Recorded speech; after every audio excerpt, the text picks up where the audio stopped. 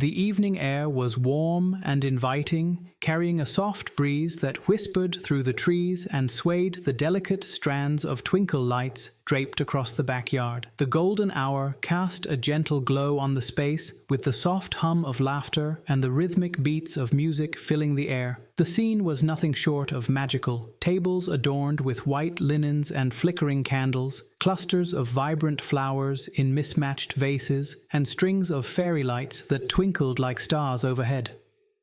A low hum of excitement echoed as the first guests arrived, dressed in their best, their voices blending into the easy rhythm of the gathering. Ava stood by the entrance, her heart racing with a mixture of pride and excitement.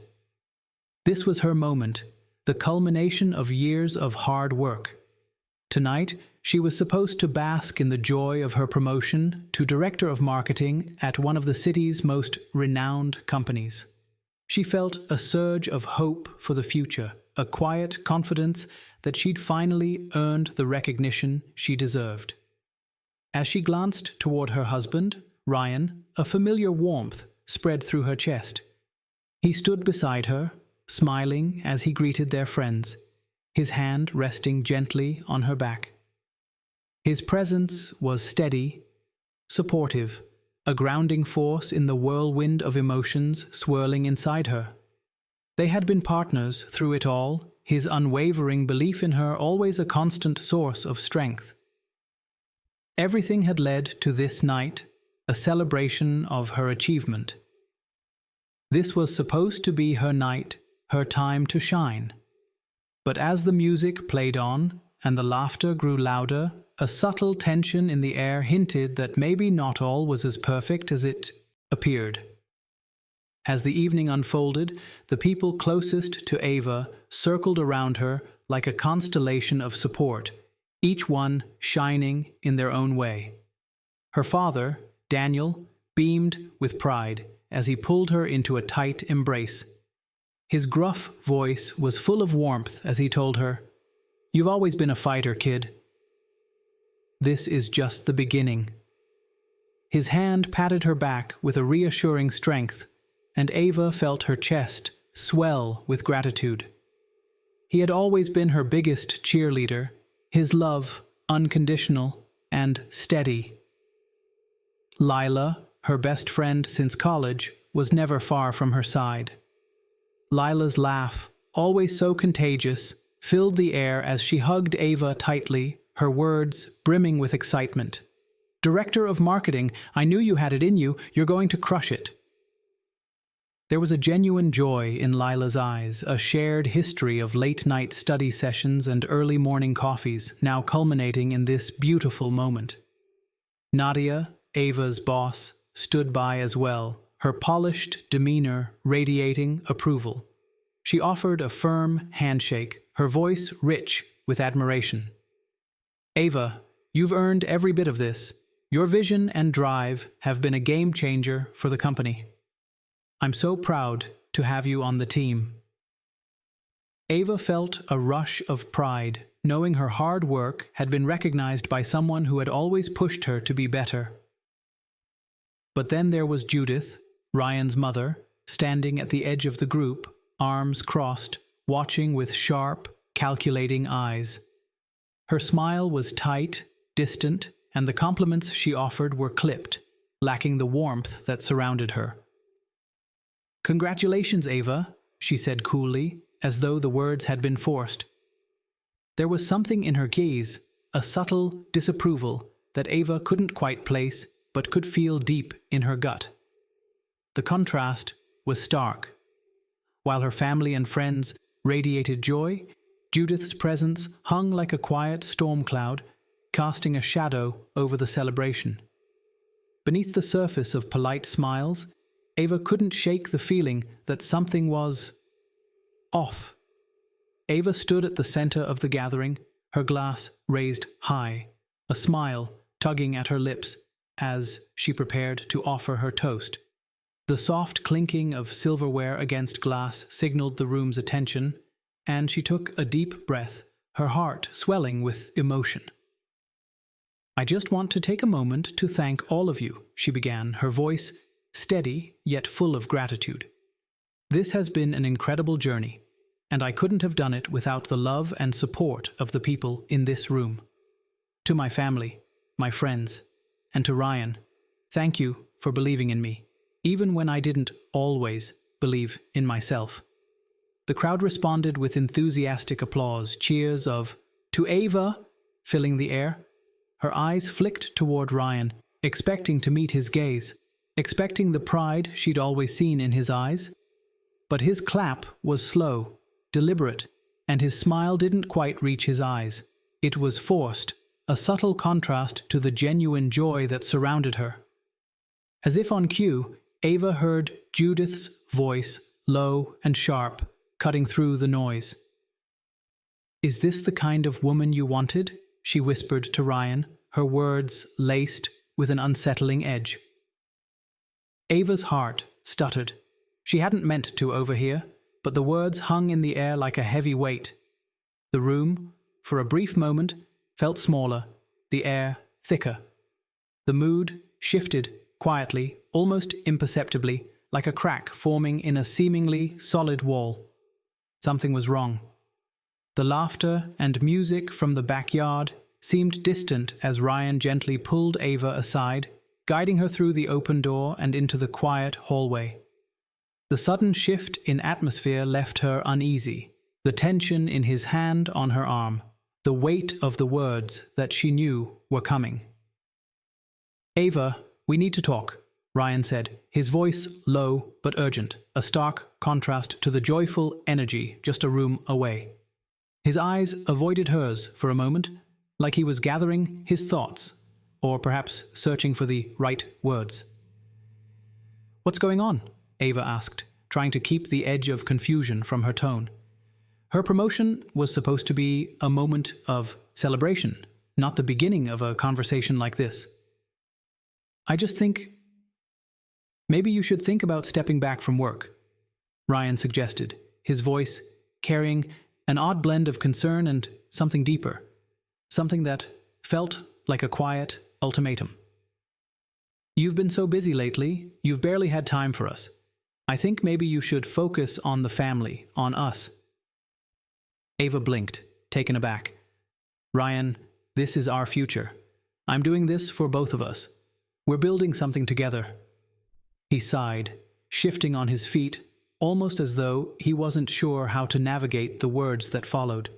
"It's just, I've been feeling like you're overshadowing me." The words were like a quiet punch to her gut, and Ava recoiled, her pulse quickening. "Ryan," she began, her voice trembling with a mixture of disbelief and hurt. "This isn't about overshadowing anyone. I'm working for us, for our future." He was quiet for a long moment before speaking again, his voice tinged with a quiet resentment. "I think my mom feels that way too." Ava's chest tightened. This wasn't just about her promotion. This was bigger, far bigger than one conversation. When Ava and Ryan returned to the party, the once vibrant atmosphere now felt thick with an unspoken tension. The music, which had once felt so lively, seemed to echo hollowly in the background. Laughter and conversation were still happening, but it all seemed muffled, distant. Judith's eyes immediately found Ava, and her gaze was as cold as it was unwavering. The subtle scrutiny in her stare sent a shiver down Ava's spine, and she felt the weight of it even as she tried to smile and engage with the guests around her. People seemed to sense the shift, though no one could place exactly why. The chatter was still there, but it had lost some of its warmth, replaced by polite, uncertain exchanges. Ava did her best to keep the mood light, to steer the conversation back to safer topics, but it felt like every glance she caught was colder than the last. It was as though an invisible wall had gone up between her and everyone else. Then Judith's voice cut through the low murmur of the crowd. "You know," she said, her tone too casual, "real women prioritize their homes, their families, Not all this chasing after titles. Ava's heart skipped a beat, but she kept her composure. She forced a smile, a tight one, as she replied, "I'm building something for us, Judith. It's not just about titles." Judith's lips curled into a thin smile, her eyes sharp and unyielding. The room felt colder now, the weight of her words settling heavily on Ava's shoulders. The storm was coming.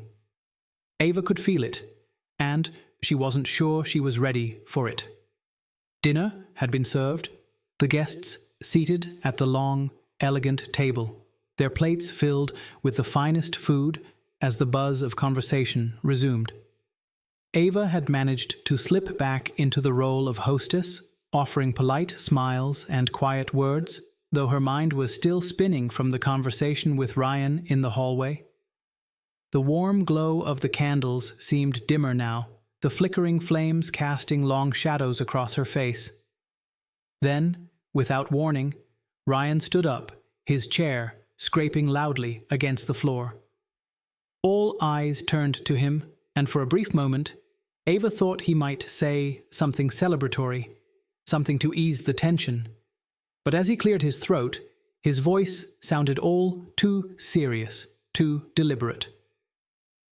"I think Ava needs to slow down," he began, his tone unnervingly calm. "She's been working non-stop, and I just think she needs to remember what really matters." Ava's heart dropped into her stomach. Her mind raced. Was he seriously going to do this now, in front of everyone? The room fell silent, the chatter dying as all eyes shifted to her, waiting for a reaction. Ava's face burned with humiliation and confusion. She opened her mouth to respond, but the words didn't come. Her throat tightened as she glanced around the table, trying to make sense of the situation. This wasn't the Ryan she knew. This wasn't the man who had supported her, who had always been her partner. Then, from the other side of the table, Judith spoke up, her voice oozing with passive-aggressive venom. "Maybe a wife should care more about the home than a title," she said, her words a sharp sting designed to wound. Ava's hands clenched into fists on the table. She stood up, the chair scraping behind her. Her voice was steady, but firm. "I've worked for everything I've earned, and I have every right to be proud of it. This is about building a future for both of us, not about choosing between my career and my family." Ryan's face hardened, his jaw tightening with an anger she hadn't seen before. His eyes, cold and unblinking, fixed on her. "You should know your place," he said, his words low and cutting. Before she could react, everything happened so fast. Ryan's hand shot out, striking her across the face with a force that knocked the breath from her chest. The sound of the slap echoed through the room, sharp and brutal. A glass tipped over, shattering on the floor, and a collective gasp filled the air. Ava froze, her hand instinctively flying to her cheek, feeling the sting of the impact. Her breath came in ragged bursts as she stared at him, unable to process what had just happened. The room was silent now, every single person paralyzed in stunned disbelief. She could hear her own pulse in her ears, the blood rushing through her veins, as the reality of the betrayal sank in. Ryan stood there, his expression unreadable, and Ava, still frozen, felt the weight of the glass in her hand, her fingers trembling. The storm that had been quietly brewing had just erupted, and she was standing at the epicenter of it all. The room was suffocating in its silence, thick with disbelief.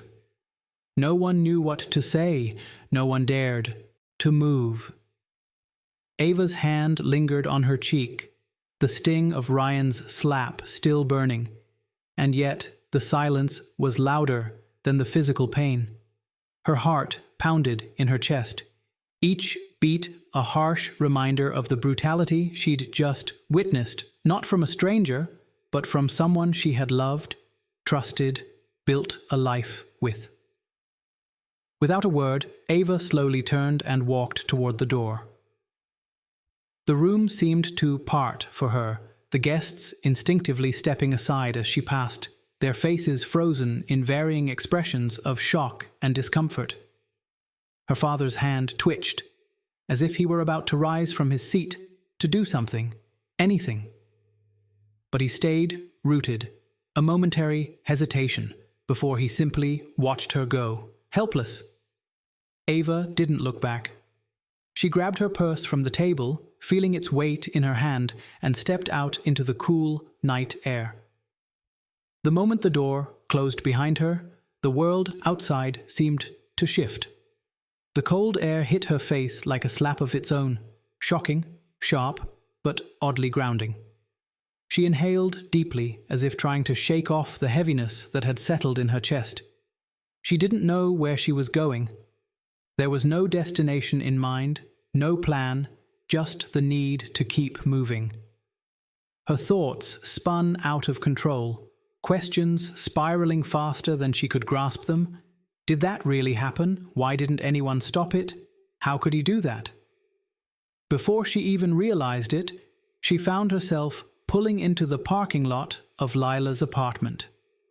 She sat there for a moment, the engine still running, staring at the building.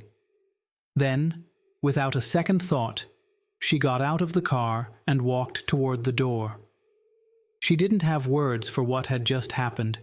She just needed someone, anyone, to make sense of it. Lila would know what to say.